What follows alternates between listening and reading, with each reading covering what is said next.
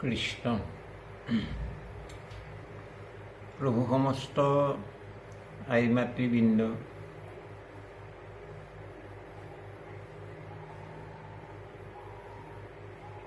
আপুনি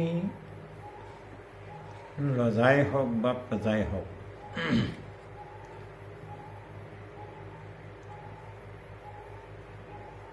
জনতাই হওক বা চৰকাৰেই হওক, ৰজাৰ পৰা প্ৰজালৈকে, জনতাৰ পৰা চৰকাৰলৈকে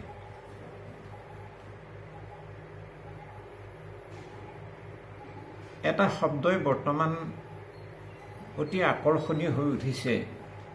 এইটো হ'ল মানৱতাবাদ। আপুনি যি ধৰ্মৰে নহওক, আপুনি যি জাতিৰে নহওক, লাগিলে আপুনি যি আচাৰ নীতিয়ে পালন কৰি থকা নহওক, বৰ্তমান সময়ত এটাই ডাঙৰ ধৰ্ম মূৰ্তিমন্ত হৈ উঠিছে, সেইটো হ'ল মানৱ ধৰ্ম। আৰু এই মানৱৰ সেৱা কৰাই ঈশ্বৰ সেৱা কৰা, মানৱ সেৱা কৰাই দেৱতাৰ সেৱা কৰা, মানৱ ধৰ্মৰ জৰিয়তে তপধৰ্মৰ পুণ্য আহৰণ কৰা, দান দক্ষিণা তীৰ্থ ভ্ৰমণৰ পুণ্য আহৰণ কৰা, গোটেই কথাবোৰ সংলগ্ন হৈ আছে কেৱল মানৱ সেৱা, মানৱ ধৰ্মতে। সেইকাৰণে কবি সাহিত্যিকসকলে, গুণী জ্ঞানী সাধু সন্তসকলে আপুনি ৰজা হৈ দেৱতাৰ ভোগত আপুনি ভুগি ভুগি জীৱন যাপন কৰিবও পাৰে, বা আপুনি কোনো আধ্যমন্ত পৰিয়ালৰ লোক হৈ হয়তো গন্ধৰ্ব জীৱন উদযাপন কৰিব পাৰে। সেইটো আচল কথা নহয়। বৰ্তমান কথা হ'ল মানুহে মানুহৰ সেৱা কৰাটো। সেইকাৰণে সাধু সন্তসকলে গাইছে,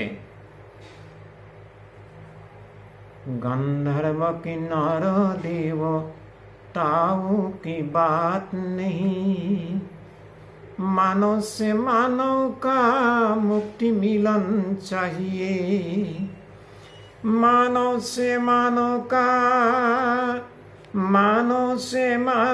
का मुक्ति मिलन चाहिए, गंधर्व की नर देवताओं की बात नहीं, मानव से मानव का मुक्ति मिलन चाहिए।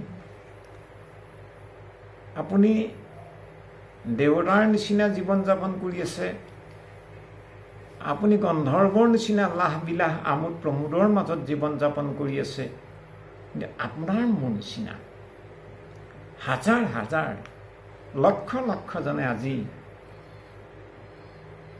এমুঠি অন্ন, এডোখৰ বস্ত্ৰ, এটি আৱাসগৃহৰ অনাটনত হাহাকাৰ কৰি জীৱন যাপন কৰিব লগা হৈছে। যিসকল নেকি বানৰ কবলত পৰি এমুঠি অন্নৰ কাৰণে 2-3 দিন নোখোৱাকৈ জীৱন যাপন কৰিব লগা হৈছে, এডোখৰ বস্ত্ৰৰ কাৰণে হাহাকাৰ কৰিব লগা হৈছে, এটি জিৰণি চোৰা গৃহৰ কাৰণে দিনে ৰাতিয়ে চিন্তিত হৈ উজাগৰে জীৱন যাপন কৰিব লগা হৈছে। এই দৰিদ্ৰ জনতাৰ, দুখিত জনতাৰ সেৱা কৰাই একমাত্ৰ মহাধৰ্ম, যাক মানৱতাবাদ বুলি কোৱা হয়, যাক মানৱ চিন্তন, মানৱ সদিচ্ছা বুলি কোৱা হয়। ভগৱান কৃষ্ণই গীতা গ্ৰন্থত এটা খুব সুন্দৰ যুক্তি কৃপা কৰিলে যে আপুনি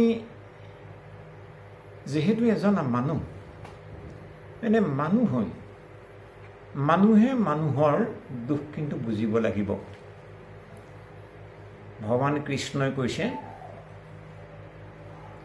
অবজানন্তি মাম মূঢ়া মানসীম তনুমাশ্রিতম পরম ভাবমজানন্ত মম ভূত মহেশ্বরম। অবজানন্তি মাম মূঢ়া মানুচিমিতনুমাশ্রিতম পরম ভাবমজানন্ত মম ভূত মহেশ্বরম।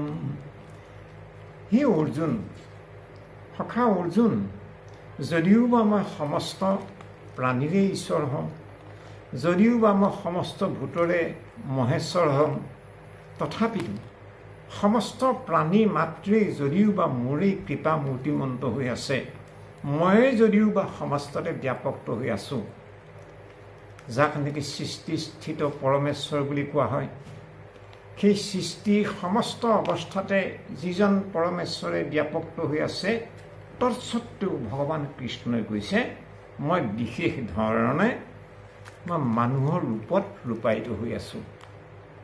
সেইকাৰণে কৈছে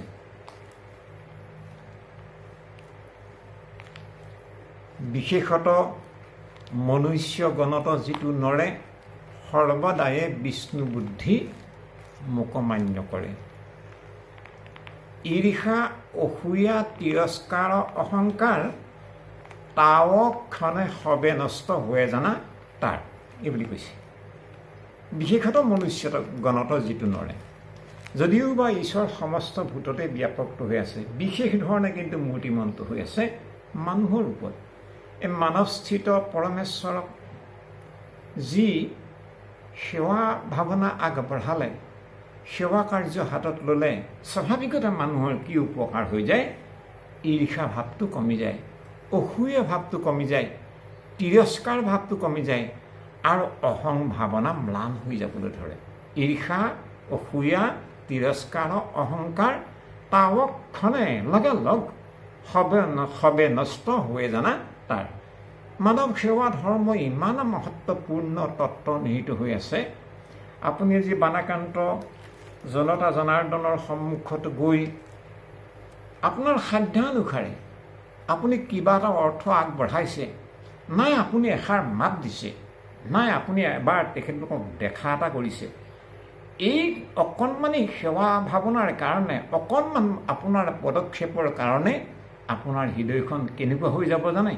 তৎক্ষণাৎ ঈৰ্ষা, মানুহে মানুহৰ প্ৰতি, আপোনাৰ প্ৰতি আমাৰ থকা যিটো ঈৰ্ষা, আপোনাৰ প্ৰতি আমাৰ থকা যিটো অসূয়া, মানুহৰ সন্মুখত মানুহৰ আমাৰ আজি যি অহংকাৰ, আৰু মানুহে মানুহৰ কাৰণে লৈ থকা পোষণ কৰি থকা যি তিৰস্কাৰ ভাৱ, এই ভাৱবোৰ তাৱক্ষণ সবে নষ্ট হৈ জানা তাৰ। তৎক্ষণাৎ এইবিলাক নাইকিয়া হ'বলৈ ধৰে। কেলেনো? আমি যেতিয়া নেকি দেখা পাম সেই বানপীড়িত লোকসকলৰ, সেই বান বিধ্বস্ত লোকসকলৰ যি দুখ দুৰ্গতি দুৰৱস্থা দেখাৰ লগে লগে দৰ্শনাৰ্থী ব্যক্তিসকলৰ মনত এই ভাৱটোৱে সহজে ক্ৰিয়া কৰিবলৈ ধৰে। সেইকাৰণে কৈছে যে এনেহেন জনতা জনাৰ্দন ৰূপী দৰিদ্ৰ মানুহক কোনোবাই যদি অৱহেলা কৰিলে, কোনোবাই যদি ঈৰ্ষা কৰিলে, কোনোবাই যদি অৱমাননা কৰিলে মানুহক, মোঘাছা মোঘ কৰ বানু মোঘ জ্ঞানা বিশেষতঃ ৰাক্ষসীমা চুৰিম চৈব প্ৰকৃতিম মোহিনীম মাশ্ৰিতা বুলি কৈছে। তে মানুহৰ সেৱাক, মানৱ ধৰ্মক বাদ দি যদি মোৰ মনত যিমানেই কল্পনা নাথাকক লাগিলে, মই যিমানেই পুণ্য উপাৰ্জনৰ কথা নাভাব লাগিলে, মোঘাছা মোঘ কৰ মানু মোঘ জ্ঞানা বিশেষতঃ, মোৰ জ্ঞান বুদ্ধি সকলো বৃথা বুলি কৈছে। কেলে? মই মানৱ সেৱাত মন লগোৱা নাই, মই মানৱ সেৱাত মই আগবঢ়া নাই। সেইকাৰণে মহামানৱ মহাত্মা গান্ধীয়ে এটা কথাই কৈছিল যে মানৱ সেৱাই হ'ল ঈশ্বৰ সেৱা। তে মই এইখিনিতে আপোনালোকক এই কাহিনী ক'ব বিচাৰিছোঁ। যেতিয়া ৰামচন্দ্ৰই 14 বছৰ বনবাসলৈ যাব লগা হ'ল, তে পিতৃবাক্য মৰ্মে, পিতৃবাক্য শিৰে ধৰি ৰাম, লক্ষ্মণ, সীতা বনলৈ গ'ল। আৰু প্ৰথম দিনা গৈ তমসা নদীৰ পাৰতে ৰাতি বঞ্চিব লগা হ'ল। এটা পাত পুতেৰে সৈতে, ডাল পাতেৰে সৈতে লক্ষ্মণে এটা কুটিৰ বনালে, যাক পৰ্ণকুটিৰ বুলি কোৱা হয়। পৰ্ণকুটিৰ বনালে, বনাই তমসা নদীৰ পাৰতে ৰাম, লক্ষ্মণ, সীতা ৰাতি বঞ্চিলে। দ্বিতীয় দিনা প্ৰাতঃ স্নান কৰিলে, তমসা নদীত স্নান কৰি ফলাহাৰ ভক্ষণ কৰি যাত্ৰা আৰম্ভ কৰিলে। গৈ গৈ গৈ গৈ বিয়লি বেলা গৈ নিশাদ ৰাজ্য পালেগৈ, যাক কোৱা হয় গুঢ়ক চাণ্ডালৰ ৰাজ্য। গুঢ়ক চাণ্ডালৰ ৰাজ্য পালেগৈ।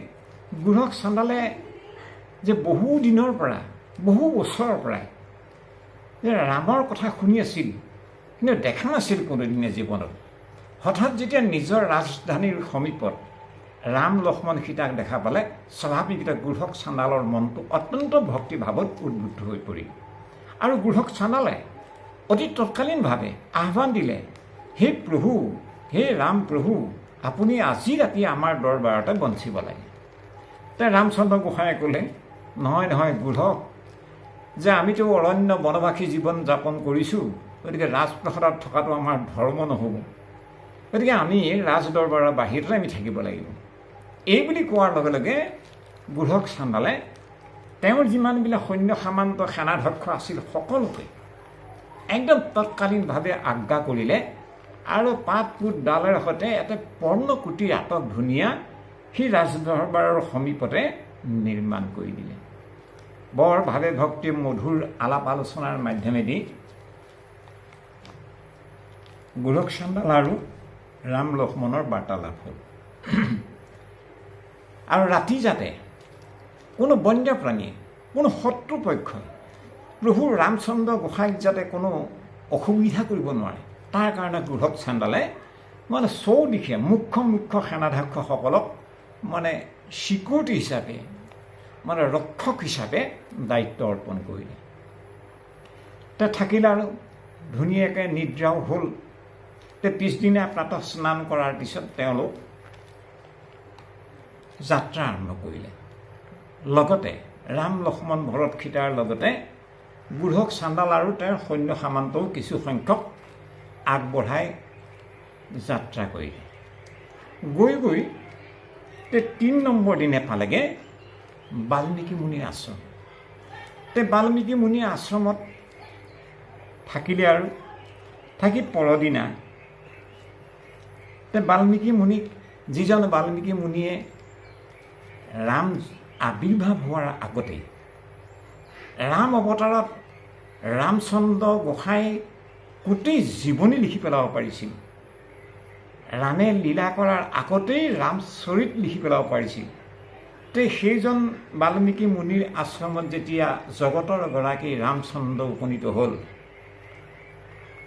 স্বাভাৱিকতে বাল্মীকি মুনি বিৰাট ভক্তিভাৱত উদ্বুদ্ধ হ'ল, অতি আনন্দিত হ'ল আৰু সৌভাগ্যৱান বুলি নিজকে ভাবিবলৈ ধৰিলে। প্ৰথম দিনা মধুৰ বাৰ্তালাপ ফলাহাৰ ভোজনৰ মাধ্যমেদি ৰাতি বঞ্চিলে। পৰদিনা প্ৰাতঃ স্নান কৰি নিত্য কৰ্ম সমাপন কৰি ৰামচন্দ্ৰ, ৰাম লক্ষ্মণ ভৰত সীতা আটাইকেইজন পুনৰ যাত্ৰা আৰম্ভ কৰিবৰ সময় হ'ল। তেতিয়া ৰামে বাল্মীকি মুনিক সুধিছে, হে মুনিবৰ, হে স্বামীজী, মই ক'ত থাকিমগৈ আজি, ক'ত থাকিলে ভাল হ'ব?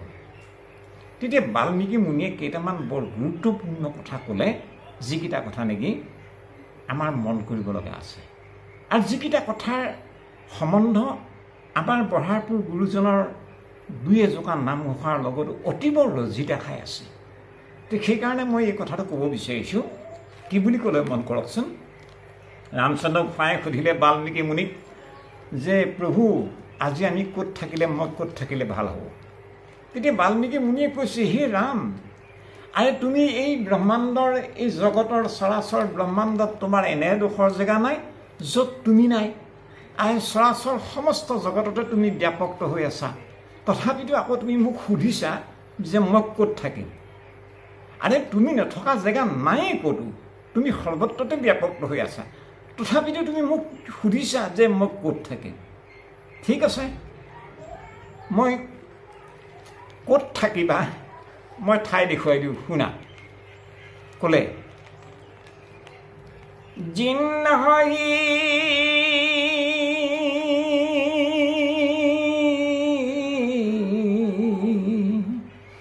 জিন্ন হহি তুম চাৰি দুচৰ গতি নাহি ৰাম বচহু তিনহকে উৰমাহি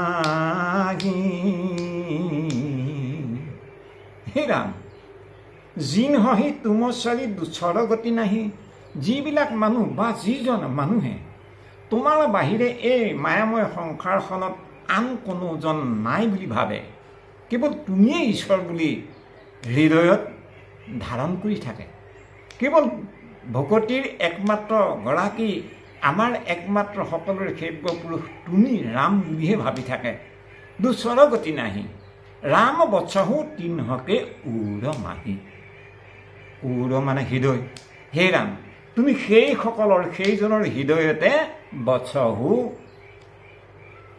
তুমি তাতে তুমি বসবাস কৰা তাতে তুমি বিৰাজমান হৈ থাকা তাতে তুমি মূৰ্তিমন্ত হৈ থাকা তে এই দোহাজোকাৰ লগত গোস্বামী তুলসীদাস মহাৰাজৰ এই দোহাজোকাৰ লগত বাল্মীকি মুনিৰ এই মহাবাক্যসাৰৰ লগত আমাৰ পথাৰপুৰ মাধৱ গুৰুজনাৰ এজোকা ঘোষাবন কৰক কি বুলি কৈছে চৈতন্য শক্তিৰ দ্বাৰে ইটো জড় জগতক ৰমাৱন্ত কৰ্ময়নুৰূপে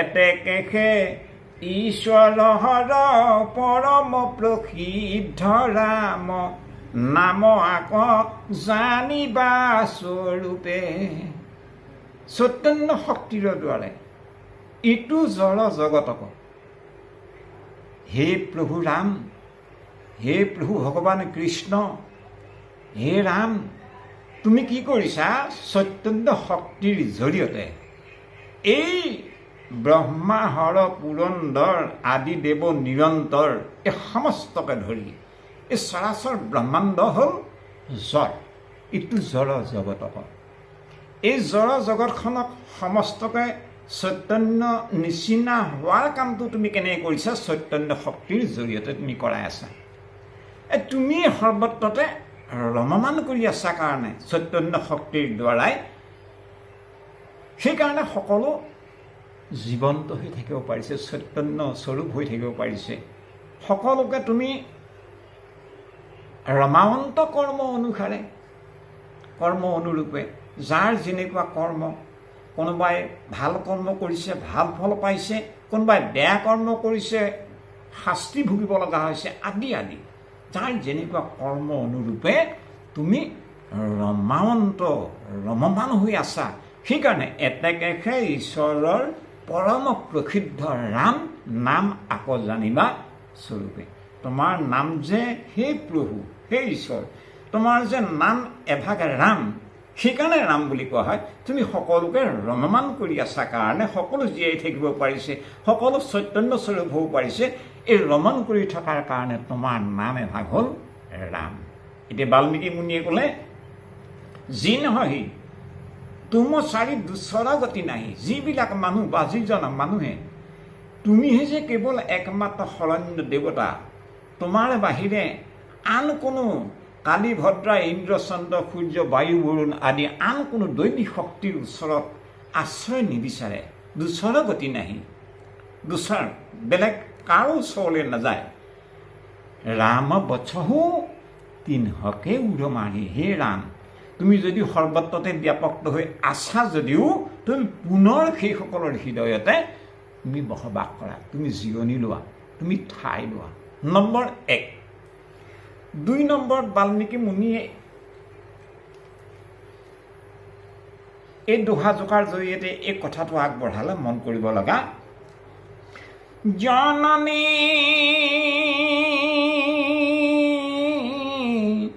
জননী সম জননী সম সম জহি পৰ নাৰী ধন পৰায়ে বিশ্বতে বিশ্বভাৰী হে ৰাম যিবিলাক মানুহে বা যিজন মানুহে বা যিগৰাকী আই মাতৃয়ে বা যিজন বাপে জননী চম চম জহি পৰ নাৰী। আনৰ তিৰোতা আনৰ গৃহিণী আইগৰাকী যিজন বাপে যিজন মানুহে নিজৰ জননীৰ দৃষ্টিৰে সৈতে চাব পাৰিলে, জননী বুলি ভাবিব পাৰিলে, জননী বুলি চিনি পাব যত্ন কৰিলে, জননী সন্মানেৰে সৈতে দৃষ্টি নিক্ষেপ কৰিলে, জননী চম চম জহি পৰ নাৰী। কাক? আনৰ তিৰোতাগৰাকী। নম্বৰ 1। 2 নম্বৰত ক'লে ধন পৰায়ে বিশ্বতে বিশ্বভাৰী।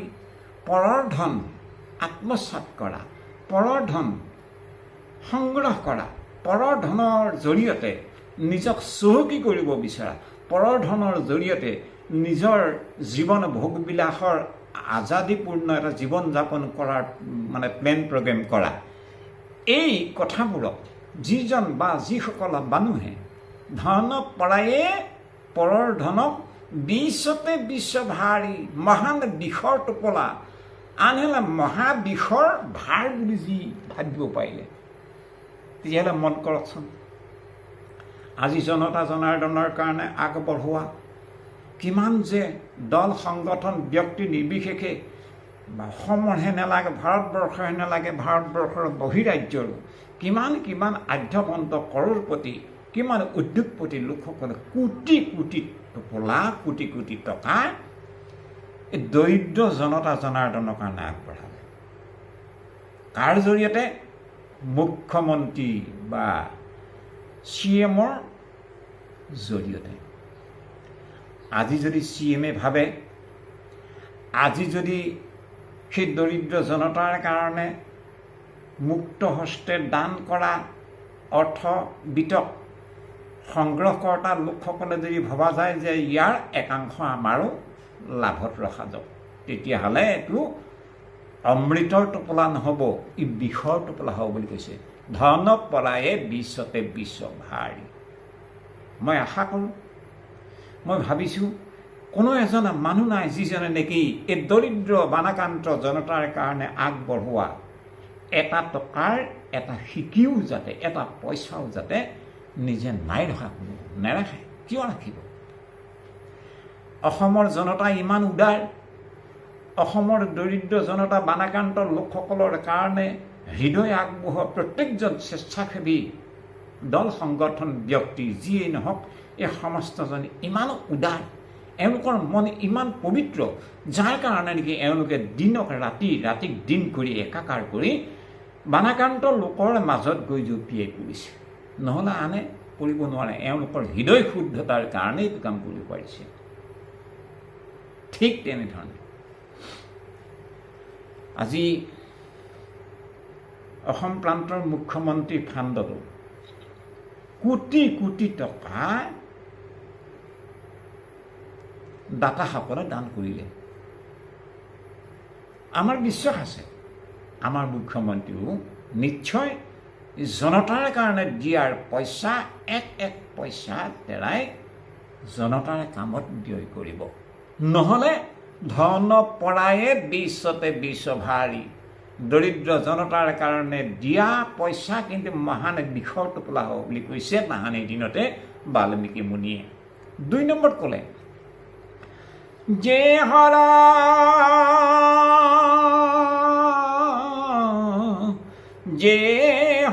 সহি পৰ সম্পত্তি দেখি, হহি দুখিত পৰ বিপত্তি বিশেষী। যে হৰ সহি পৰ সম্পত্তি দেখি, যিবিলাক মানুহে বা যিজন মানুহে সমীপৱৰ্তীজনৰ বা আনৰ সা সম্পদ দেখিলে আনন্দিত হ'ব পাৰিলে, সমীপৱৰ্তী পৰিয়ালৰ সুখ সমৃদ্ধি দেখিলে আনন্দিত সুখী হ'ব পাৰিলে, আকৌ যিসকল মানুহে হহি দুখিত পৰ বিপত্তি বিশেষী, যিদৰে পৰৰ সম্বল সামগ্ৰী সা সম্প্ৰতি সমীপৱৰ্তী পৰিয়ালৰ সুখ হ'লে মানে নিজৰে সুখ হোৱা যেন ভাবে, যিমান ভাবিব পাৰে সিমান যদি সেইসকল ব্যক্তিয়ে হহি দুখিত পৰ বিপত্তি বিশেষী, যদি আন সকলৰ বিপত্তি আহে, দুখ যান্ত্ৰণা আহে, বিলাহী বিপত্তি আহে, তেতিয়াহ'লে তেওঁলোকৰ দুখতো যদি দুখী হ'বলৈ শিকিলে। জিন হহি ৰাম তুম, জিন হহি ৰাম তুম প্ৰাণ পিয়াৰে,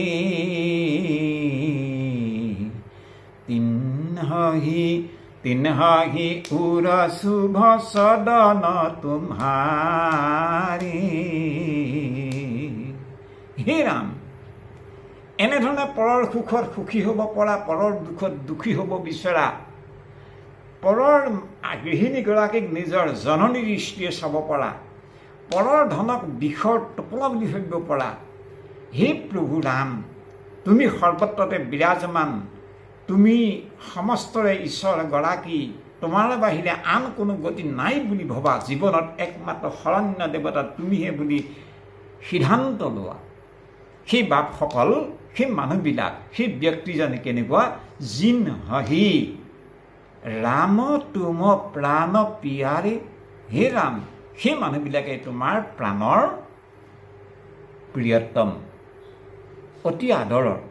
আৰু সেই মানুহবিলাকৰ হৃদয় কেনেকুৱা?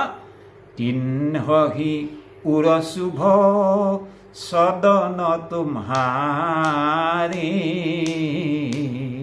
সেই মানুহবিলাকৰ হৃদয়েই তোমাৰ একোখন সদন, আৰু তুমি তেওঁলোকৰ সদন, সেই হৃদয়ৰূপী সদনতে তুমি বিৰাজমান হৈ থাকা। বানাক্ৰান্ত সমস্তজন জনতা জনাৰ্দনৰ হৃদয় মানে অনন্ত কোটি ব্ৰহ্মাণ্ডৰ গৰাকী হৰি বিৰাজমান হৈ আছে। আৰু আমি তেৰা সমস্তই সেৱা কৰা সেৱকসমূহো সেই জনতা জনাৰ্দনৰ ভক্তিভাৱেৰে মন প্ৰাণ পবিত্ৰ কৰি মানৱ সেৱাৰ কাৰণে ওলাই যোৱা এই বাপ সমস্ত এয়াই মাতৃ সবো ঈশ্বৰ কৃষ্ণ ভগৱন্তৰ বিৰাজমান হৈ থকাৰ একোখন পবিত্ৰ গৃহ। উৰ শুভ সদন তোমাৰে, শুভ এখন পবিত্ৰ নিকা একোখন হৃদয়।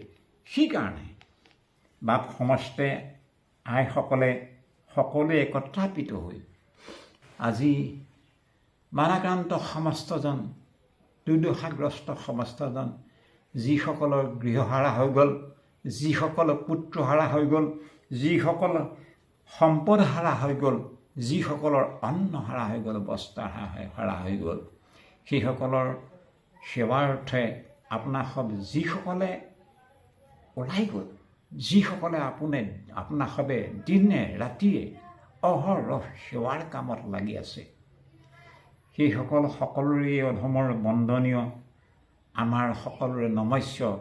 আমি তেৰা সমস্তৰ ওচৰত চিৰ কৃতজ্ঞ। তেৰা সমস্তৰ হৃদয়ত প্ৰভু ভগৱন্ত বস্তু এনেধৰণৰ মন প্ৰাণ আৰু বৃদ্ধি কৰক, যাতে দৰিদ্ৰ মানৱৰ জনতা জনাৰ্দনৰ সেৱাৰ ভাৱ তেৰা সমস্তৰ মনত উদিত হৈ থাকে। ভগৱন্ত বস্তুৱে এটা কথা ঠিক, আপুনি যদি দৰিদ্ৰ জনতাৰ কাৰণে অকণমান এটা খোজ আগবঢ়াইছে, অকণমান দিছে, ভগৱন্তই কিন্তু আপোনাক তাৰ 10 গুণ আগবঢ়াই দিব। এই ৰামে তোমাতে খেদিলে আপোনা তমিলে, নেদিলে নিমিলে পাত, যেন দৰ্পণত মুখ চাহিলে, প্ৰতিবিম্ব আছে তাত। যেনেকৈ খুটাটোত বা ৱালখনত লগাই থোৱা গ্লাছখন, লুকিং গ্লাছখন, আপুনি কোনোবা এজনী ব্যক্তিয়ে পোনপটীয়াকৈ যদি চাইগে, সেই চাওঁতাজনেহে নিজৰ মুখখন, নিজৰ প্ৰতিবিম্বটো গ্লাছখনত দেখা পাব। যিদৰে ঠিক তেনেধৰণে আপোনাক সব যিমানজনী জনতা জনাৰ্দনৰ সন্মুখলৈ গ'ল, সমস্তজনেই আপোনাৰ সবৰ পবিত্ৰ একোখন হৃদয়, পবিত্ৰ এটি মনক আপোনাৰ সবে নিশ্চয় দেখা পাইছে। নম্বৰ 1। 2 নম্বৰত ভগৱন্ত বস্তুৱে ক'লে, তোমাতে খেদিলে দৰিদ্ৰ বানপীড়িত জনতা জনাৰ্দনক আপোনাসৱে যিহেতু অকণমান কিবা এটা দিছে, হয় কিবা পইচা, নহয় কিবা বস্ত্ৰ, নহয় কিবা খাদ্য, নহয় কিবা অন্য কিবা হ'লেও আগবঢ়াইছে, নাই এষাৰ মাত দিছেগৈ। এই যে এষাৰ মাত দিছে, এটা যে টোপোলা সামান্য দিছে, এই টোপোলাটো তিনি সৰু টোপোলা নহয়। এই টোপোলাটো হ'ল আপোনাৰ খবৰ প্ৰেমৰ টোপোলা, আপোনাৰ খবৰ দৰিদ্ৰ, নিষ্পেষিত, দলিত, নিৰীহ, দুখিত সেই জনতাৰ কাৰণে দয়াৰ ভাৱ নিহিত হৈ থকা টোপোলা, কৃপাৰ ভাৱ নিহিত হৈ থকা টোপোলা, কৰুণাৰ ভাৱ নিহিত হৈ থকা টোপোলা। এই কৰুণাময় টোপোলা, দয়াময় টোপোলা, কৃপাময় টোপোলাত অমৃত সোমাই আছে। আপোনালোকে আইটেম কিমান বেছিকৈ দিলে সেইটো কথা মই ক'বলৈ যোৱা নাই। মই এইটো কথা ক'ব বিচাৰিছোঁ, আপোনালোকে আগবঢ়োৱা বাণাক্ৰান্ত ৰাইজৰ কাৰণে আগবঢ়াই দিয়া টোপোলাটোত কৰুণা, কৃপা, দয়া সোমাই আছে। এই যে অকণমান মৰম সোমাই আছে, পবিত্ৰতা যে সোমাই আছে, কাক দিছে ইমান পবিত্ৰ সাত্বিক টোপোলাটো? জনতা জনাৰ্দনক দিছে। তোমা তেখে দিলে, যিহেতু জনতাক দিছে, জনাৰ্দনক দিছে, ঈশ্বৰক দিছে, তোমা তেখে দিলে আপোনাতন দিলে। অৰ্থাৎ ঈশ্বৰক দিলে হেনো কি হয়? আপোনাৰো লাভ হ'ব। যদি ঈশ্বৰক নিদিলে নিমিলে তাতো। যদি ঈশ্বৰক দিয়া নাযায় তেতিয়াহ'লে আপুনি ময়ো নেপাওঁ। যদি আমি ঈশ্বৰক অকণমান দিব পাৰোঁ তেতিয়াহ'লে ঈশ্বৰেও আপোনাক 10 গুণ দি দিব। প্ৰভু সমস্ত আই মাতৃবৃন্দ, আপোনালোকৰ সমস্তজনৰ ওচৰত আমাৰ অকণমান বাক্য সেৱাভাৱ আগবঢ়োৱাৰ বাহিৰে বৰ্তমান আমি অকণমান অসুস্থতা হৈ থকাৰ হেতু আপোনালোকৰ নিচিনাকৈ অধমৰো উৰাও মাৰি যোৱাৰ এটা মন যদিও উদ্বিগ্ন হৈ আছে, তথাপিতো আমি আজিকো পৰিবিত যাব পৰা নাই। হয়তো অহা পৰহিলে আমি পুনৰ আকৌ আদিত্যলৈ যাব লাগিব। আদিত্য চিকিৎসালয়তে আমাৰ চিকিৎসা আৰম্ভ হৈছিল আৰু আমি পুনৰ চেকআপৰ কাৰণে গৈ তাৰো হয়তো কিছুদিনৰ পিছতহে কিজানিবা আপোনাৰ খবৰ শ্ৰীচৰণ দৰ্শনৰ অকণমান সকাহ পোৱা যাব নেকি। যাই নহওক, আমি যিহেতু আপোনাৰ খবৰ এই মহাসংকটত গৈ মাত এষাৰ লগাব নোৱাৰিলোঁ, তাৰ কাৰণে আমাৰ সমস্ত অপৰাধ আপোনাৰ খবৰলৈ ভিত্ত বুলি ভাবি মাৰ্জনা কৰিবৰ সেৱা ধৰি পুনৰ আজিৰ কাৰণে আমি ইমানতে সামৰা হ'ল। কৃষ্ণ কৃষ্ণ।